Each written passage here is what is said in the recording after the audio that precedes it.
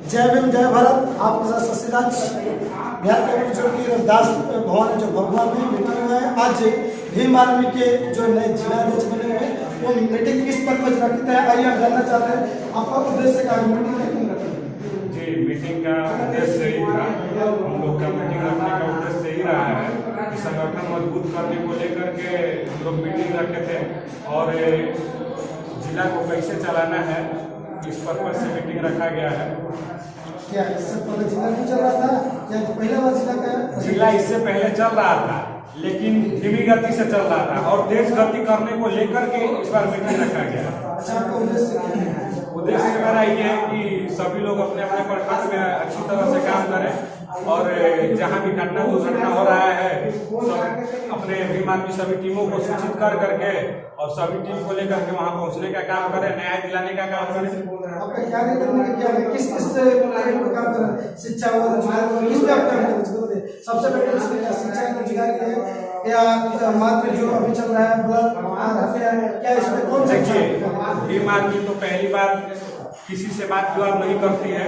दूसरी बात शिक्षा को लेकर के ज्यादा हम लोग मुद्दा उठाते हैं। तीसरी बात अपनी हाल फिलहाल में अनेकों बात देख लीजिए जो अपने ही बहन बेटी पे जगह जगह मार करके फेंक दिया जाता है और घटना दुर्घटना होता है। उस चीज पे उस पर्पज से लेकर के हम लोग बातचीत कर रहे हैं, अपने समाज को सोए हुए समाज को जागरूक कर रहे हैं कि आप लोग पढ़ाई से संघर्ष करिए, शिक्षा से लड़िए, अगर जूझना है तो शिक्षा से जूझिए, ये ना कि लड़ाई से जूझिए। जी, अमरजीत कुमार ग्रुप सोनू राठौर, भीम आर्मी जिला अध्यक्ष कैमूर। धन्यवाद। हम जानना चाहते हैं कि जो अभी प्रदेश के जो कमेटी है जो कि प्रदेश के जो राष्ट्रीय अध्यक्ष जो कि चंद्रशेखर आजाद जो नगीना में चुनाव लड़ रहे हैं लोकसभा का, हम जानना चाहते हैं प्रदेश कमेटी से कि वहाँ पे किस तरह का व्यवस्था है, वहाँ का माहौल क्या सिचुएशन हम जानना चाहते हैं। मतलब वहाँ का जो नगीना में चुनाव लड़ रहे हैं उनका उद्देश्य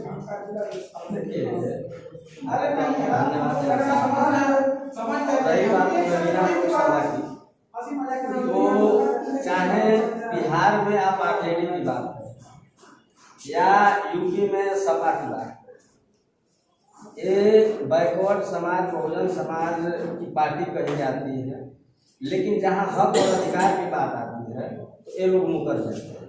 अभी फिलहाल में विधानसभा का चुनाव हुआ था जिसमें मदन भैया के लिए जो कि आरएलडी जयंत चौधरी जी की पार्टी के समर्थित उम्मीदवार थे, उनके लिए हमारे नेता ने रात दिन एक किया और उनको जिताने का काम किया।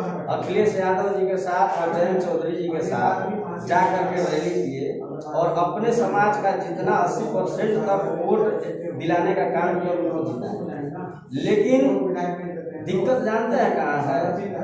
ये बैकवर्ड के ये कहे जाने वाले हैं कि हम लोग बैकवर्ड हितैषी हैं, हम लोग SC ST के हितैषी हैं, लेकिन ऐसा कुछ नहीं है।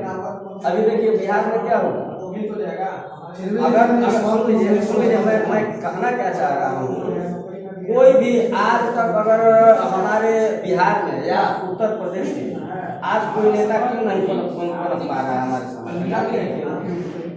ये लोग प्रकोष्ठ बांट करके जिम्मेदारी देते हैं, लेकिन उसका कमान किसके हाथ में रहता है? उनके हाथ में रहता है। हमारे नेता बोलते हैं कि दूसरे के महल में गुलाम बनकर रहने से अच्छा है कि अपने झोपड़ी का खुद बादशाह है। तो हमारा नेता लगे हुए हैं, हमारे नेता और हमारे नेता आज देश का पूरे विश्व स्तर के अभी टाइम में उभरते 100 नेताओं में उनका नाम आया था। तो ऐसा नहीं है, वो हमारे नेता पूरे देश में जहाँ भी शोषण अत्याचार हक अधिकार की बात आती है तो वहाँ लड़ते हैं, तो समाज के लिए काम कर रहे हैं। और उम्मीद है कि हाथरस जैसे इतना बड़ा जो कांड हुआ था, इनके कहने पर आज देखिए आज उसका स्थिति क्या है। जो योगी जो तानाशाही सरकार वहाँ की है, देख लीजिए उसको अभी तक न्याय नहीं मिला, नौकरी की बात नहीं है। तो इस सरकार से जब तक हम लोग लड़ेंगे नहीं, ये लोग हमारे हित के बारे में सोचने वाले नहीं है। चाहे बिहार में आरजेडी की सरकार हो या उत्तर प्रदेश में सपा की सरकार हो। आज देखिए वहाँ भी कैंडिडेट उतार दिया गया उनके खिलाफ। ये बताइए हर साल बहुजन जो लड़ रहे हैं अपने हितों में काम करेंगे, लेकिन बहुत सारे बहुजन या बहुत से पार्टी जो अपने लोग होते हैं जीत कर किसी और पार्टी क्या आपके अध्यक्ष है क्या कल के बदल सकते हैं? ऐसे कैसे करेंगे?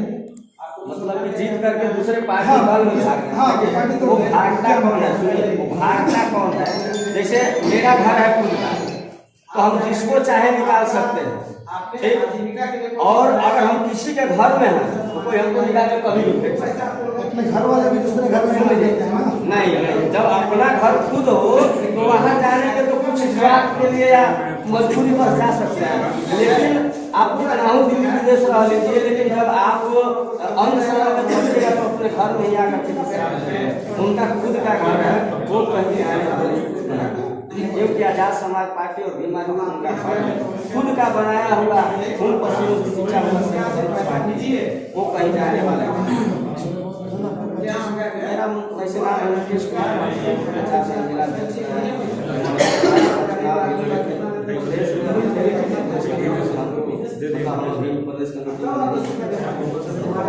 हल्का में चुनाव के लेकर के आप क्या कहना चाहते हैं? अपने जिला से घूम कर के इसका क्या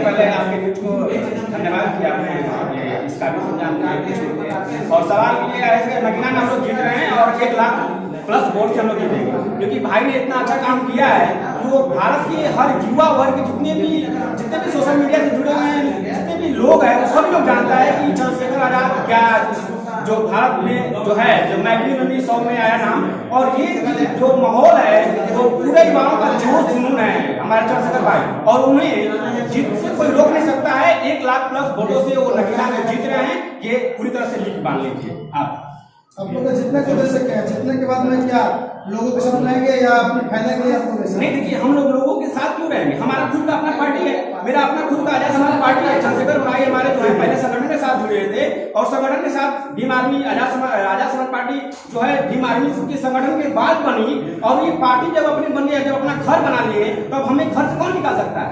आप तो ऐसे बात कर रहे हैं, हमारे घर से कोई निकाल नहीं सकता है। जब हमारा कास्ट जमीन हो जाता है, कोई बिहार सरकार में थोड़ी हम लोग आए हैं, बिहार सरकार में वो लोग आते हैं जो हट जाते हैं पर सरकार के द्वारा हटा जाके। ये अपनी पार्टी है, अपनी पार्टी में हमें कोई हटा नहीं सकता है, हम लोग भले ही किसी को हटा सकते हैं अगर ऐसा कुछ बात है। जितने का उद्देश्य क्या है? जीतने का उद्देश्य है कि जितनी भी बहन बेटियों के साथ बलात्कार हो रहा है, अत्याचार हो रहा है, जो दिवस हो रहे हैं, जिनको न्याय नहीं मिल रहा है, हमारे बड़े भाई चंद्रशेखर आजाद ये पूरी तरह से न्याय दिलाने का काम कर रहे हैं। ये पूरे युवा वर्ग जानता है और हम लोग इस न्याय के पूरी तरह से जहां तक न्याय हो वहां तक हम लोग पहुंचने का काम करेंगे, और जहां न्याय नहीं मिलेगा वहां भी हम लोग पहुंचेंगे। आप देख रहे हैं कि हम लोग कैमूर से हैं, कैमूर में भी बहुत सारा ऐसा है जिसके साथ अन्याय हो रहा है, अत्याचार हो रहा है, लेकिन हम लोग वहां लड़ने के लिए काबिज हैं और लड़ भी रहे हैं और हमारी मांगे भी पूरा हो रही है। तो ये समझिए कहीं ना कहीं उनका डर है, इस पार्टी का डर है, हमारे चंद्रशेखर जी का ये डर है लोगों के मन में, या लोगों की जो यहाँ पे जो सरकार है, चाहे जिसकी भी शासन प्रशासन हो, ये सभी लोग जान रहा है कि युवा वर्ग जो है चंद्रशेखर का पूरी तरह से अनुयायी हो चुका है,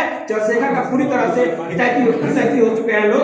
पूरे देश में युवा ही सबसे ज्यादा है और उसमें करीब 10% युवा चंद्रशेखर जी के साथ है, बाकी युवा नहीं है। इस पे देखिए, इस पे यही चाहेंगे कि धीरे धीरे बदलाव होगा। कहा होता है कबीर जी का कि धीरे धीरे रे मना धीरे सब कुछ होए, माली सींचे 100 घड़ा ऋतु आए फल हो। तो ऋतु आने का संभावना हम लोग करेंगे। अभी शुरुआत नई पार्टी है ना, आप देखेंगे कि भाजपा की पार्टी धीरे धीरे ग्रोथ की, आप एक पार्टी देखेंगे कि तुरंत वो आए पार्टी और पूरी सत्ता में आ गई। हम लोग भी पार्टी हमारे चंद्रशेखर बड़े भाई ने एडवोकेट जी ने बनाए और वो पार्टी धीरे धीरे ग्रोथ कर रही है। आप देख रहे हैं कि आज उसका जो फ्लोवर है या उसके जो चाहने वाले हैं वो लाखों करोड़ों में पूरी तरह से आ रहे हैं, और इस तरह करते करते हमारा जो एक पार्टी होगा ये पूरी तरह से भारत में अव्वल आएगा। मैं आपको ये वचन देता हूँ कि हमारा जो चंद्रशेखर जो बड़े भाई हैं वो जीत करके आएंगे, और नगीना सब लोग जीत रहे हैं। ये युवाओं का जोश है, ये माताओं का आशीर्वाद है, ये बहनों का आशीर्वाद है, उन दलितों का आशीर्वाद है जो जिसके छत्र छाया नहीं है। मेरे चंद्रशेखर भाई अगर आते हैं तो छत्र छाया भी दिलाने का काम करेंगे, और एजुकेशन की तरफ पूरी तरह से माहौल सही जाएगा। जहां तक बच्चों का पढ़ने का बात है तो आप लोगों को पता होना चाहिए कि हमारा जो पहले की जो कहा जाता है कि सतयुग, द्वापर, त्रेता और कलयुग, ये 4 युग आया ना। आपको पता होना चाहिए कि सतयुग में 100% ब्राह्मणों का था अधिकार, द्वापर में ब्राह्मण और क्षत्रियों का अधिकार था, त्रेता युग में ब्राह्मण, क्षत्रिय और इसके वैश्य का अधिकार था, और जब कलयुग आया तो दलितों को पढ़ने का अधिकार मिला। तो इन दलितों का पढ़ने का अधिकार मिला था, हम लोग हक अधिकार के लिए लड़ रहे हैं। बाबा साहब ने जो संविधान लिख के गए ना, वो आज तक कोई नहीं लिखा है उन लोगों का, ब्राह्मणों का। उनको पहले से 1000 वर्षों से उन्हें मिला है आजादी और लिखने का। आज हमें आरक्षण मिलता है तो लोगों को खलबली मचता है कि आरक्षण इतने कम क्यों मिल रहा है लोगों को। अभी 70 साल से हम लोग आरक्षण मिल रहा है तो उनको पेट में गुदगुदी होने लगा। ये लोगों को समझना चाहिए। हमें ब्राह्मणों से भी मतलब नहीं है, हमें ब्राह्मणवादियों तो मतलब है कि ब्राह्मणवादी व्यवस्था नहीं होना चाहिए बिहार पूरी भारत में, क्योंकि ये पूरी तरह से चरम पे है और ये जो ब्राह्मणवादी व्यवस्था है ये पूरी तरह से कहीं न कहीं पूरी तरह से कंगाल रहा है और लोगों को बदला रहा है। आज हमारे समाज को तोड़ने का जो काम कर रहा है यही ब्राह्मण समाज कर रहा है। हमारे लोग कुछ पढ़े लिखे लोग हैं, वो भी लोग कुछ बदल रहे हैं, कुछ अपनी तरफ आ रहे हैं तो कुछ उधर भी टूट रहे हैं, लेकिन उस टूटने वाले मिशन को हम लोग एकता में लाएंगे और एकता में गठबंधन कर करके उसे हम आपको दिखाएंगे कि कामयाब कैसे होंगे। हम युवाओं का जोश और हम युवाओं का जितने भी बातें हैं जो हम लोग कर रहे हैं पूरी तरह से, ये पूरी तरह से जोश और जुनून पूरी तरह से आपको एकता का मिशन दिखाएंगे और भारत में एक दिन दलित को प्रधानमंत्री बना करके हम लोग ये दिखाने का काम करेंगे। बहुत बहुत धन्यवाद आपको परिचय।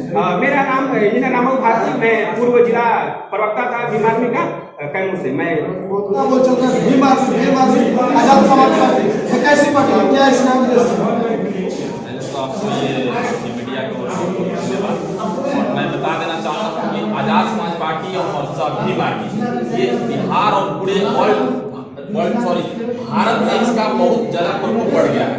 जो आए दिन इसके पीछे आज के बहुजन समुदाय की बात करने वाले युवा नेता तो बहुत है, लेकिन जो दलित वंचित शोषित समाज के लोगों के साथ अन्याय शोषण हो रहा है वहाँ एक भी नेता खड़ा नहीं हो रहे।